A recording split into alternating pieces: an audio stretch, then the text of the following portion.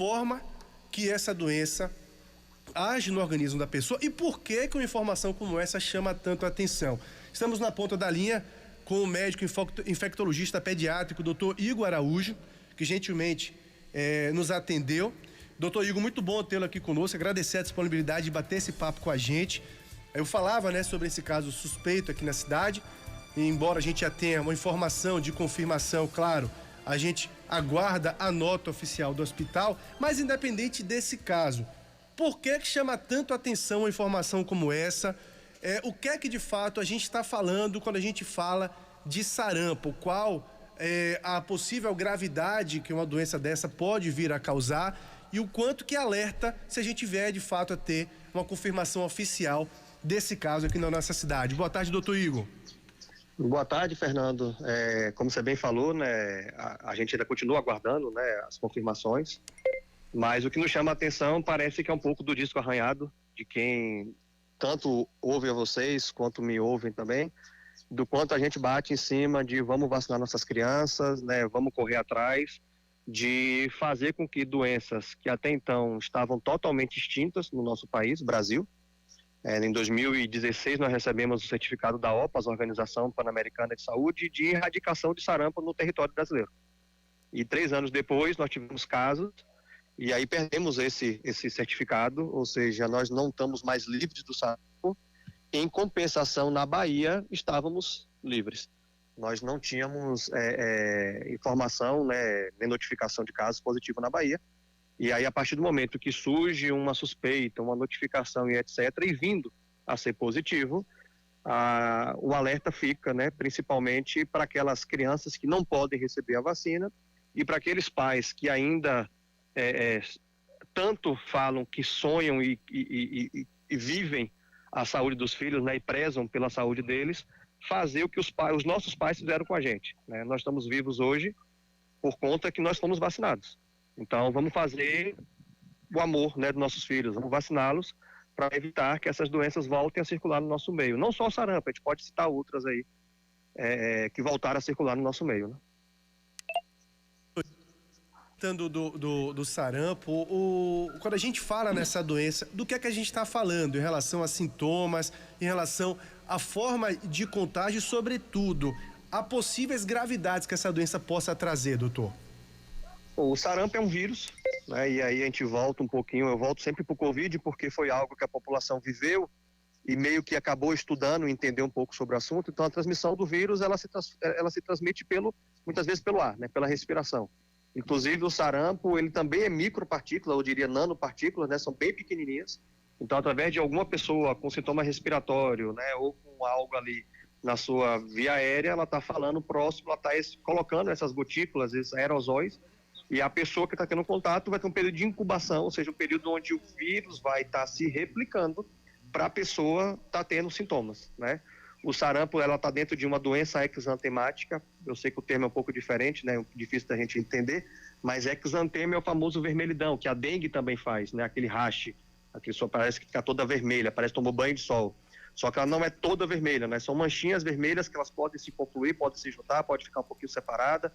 Então, normalmente, quando a gente tem febre com esse exantema viral e pelo menos de 1 a 2 sintomas, que seriam conjuntivite, sintomas gripais, a gente pode suspeitar do sarampo. Suspeitando do sarampo, a gente tem que notificar, fazer a investigação, coletar alguns exames, para daí a gente confirmar esses casos ou não, A maior complicação que a gente pode ter aí, tanto de doenças neurais, neurológicas, a gente pode fazer uma encefalite viral, que podem trazer sequelas, nós podemos ter uma pneumonite viral, ou pode levar até óbito, Principalmente aí quando a gente coloca menores de 5 anos de idade, é um grupo de risco, e menor de 1 ano de idade, maior ainda, Inclusive uma doença que pode levar a desnutrição grave.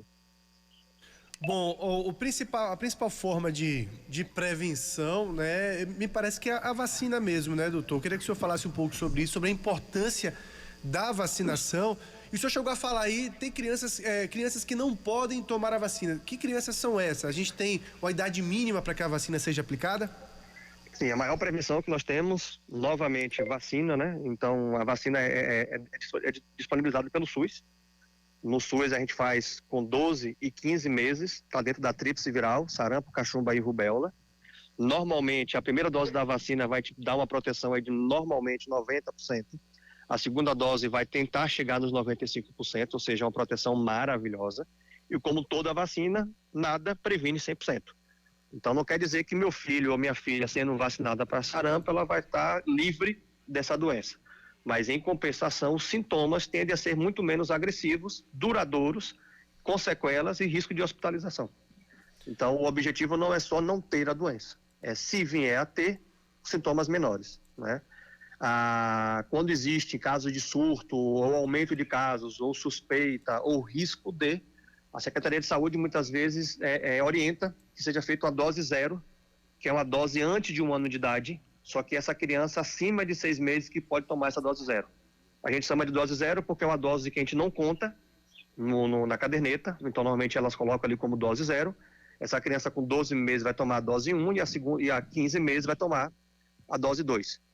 Então, essa criança entre 6 meses e 1 ano de idade pode estar fazendo isso. E abaixo de 6 meses a gente não tem estudos que comprovem a eficácia, a soroconversão e tudo mais. Então, essas crianças abaixo de 6 meses é o público que a gente não pode estar recebendo essa vacina. Tem também uma observação que a criança que tem APLV, alergia à proteína do leite de vaca, essa criança ela não pode tomar de uma indústria farmacêutica que fabrica a tríplice viral, que é uma indústria indiana. Então, muitas vezes, pelo SUS, a gente tem que fazer um relatório para a Secretaria de Saúde, solicitar um outro laboratório seja realizado, ou na rede particular, porque não é feita esse laboratório indiano. Bom, doutor Igor, a gente acaba de receber aqui da Secretaria Municipal de Saúde, né, agradecer inclusive a assessoria da Secretaria Municipal de Saúde que nos forneceu esses dados, da cobertura vacinal aqui da cidade. Dose 1 da tríplice viral, 34%, 34,85%. E dose 2, 22,34%. São números, embora eu não seja especialista na área, que me chama a atenção para baixo. É um número realmente pequeno, doutor Igor? É algo que alerta a gente? Absurdo, literalmente absurdo. A gente vê uma cidade como Feira de Santana, onde nós temos informação, né? E hoje em dia não adianta dizer que não falta informação. É rádio, é televisão, é Instagram. Então, assim, a informação hoje está fácil acesso para todo mundo. Do mesmo jeito que tanto a informação positiva, a gente também sabe que a informação negativa, mas só para a gente ter noção, o Ministério da Saúde preconiza 90% de vacinação. Ou seja, a gente está aí com um terço do que é preconizado pela Secretaria de Saúde na nossa cidade. É uma vacina que é dada pelo SUS, e aí eu, como próprio especialista, também postei isso no meu Instagram, não venho aqui só reclamar da população, tá, Fernando? A Secretaria de Saúde da Bahia lançou uma nota em agosto dizendo que nós estamos com um baixo abastecimento de algumas vacinas via Ministério da Saúde. Então, o Ministério da Saúde meio que, vamos se colocar assim, esquecer um pouco as vacinas do nosso meio pediátrico, não sei te dizer. Então, e sarampo, inclusive, sarampo, cachumba e rubéola está entre elas, né, junto com a catapora. Então, a gente só cobrar que a população não está vacinando, eu também tenho que cobrar as entidades, né, as autoridades públicas que estão envolvidas nesse quesito. Né, o secretário de Saúde da Bahia, o secretário de Saúde do Estado, do município, do Ministério da Saúde, para que a vacina chegue, para daí sim a gente chegar para a população e dizer, ó, você tem que vacinar porque a vacina está ali. Então a gente está aí entrando muito mais num algoritmo que prejudica, né, e deixa todo mundo com dificuldade, não só a população, mas nosso papel é estar aqui trazendo informação e estar cobrando todos os dois lados, né, tanto a população quanto as autoridades. Mas é muito baixo. E assim, só lembrando que uma criança que completa a segunda dose da vacina, ela tem 99% de chance de fazer essa soroconversão, essa proteção duradoura. Então não quer dizer também que meu filho tomou, ele pode estar dentro de 1%, mas é raro. Mas tomou as 2 doses, eu estou tranquilo, estou muito tranquilo.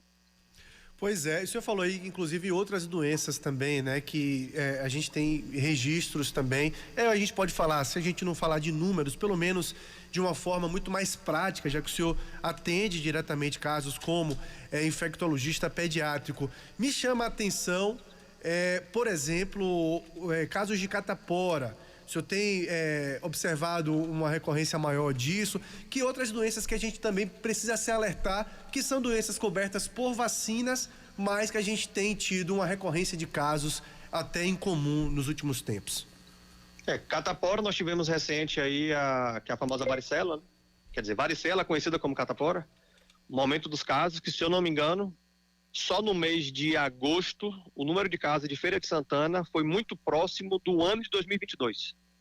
Então, o aumento dos casos que nós tivemos de impacto nesse período.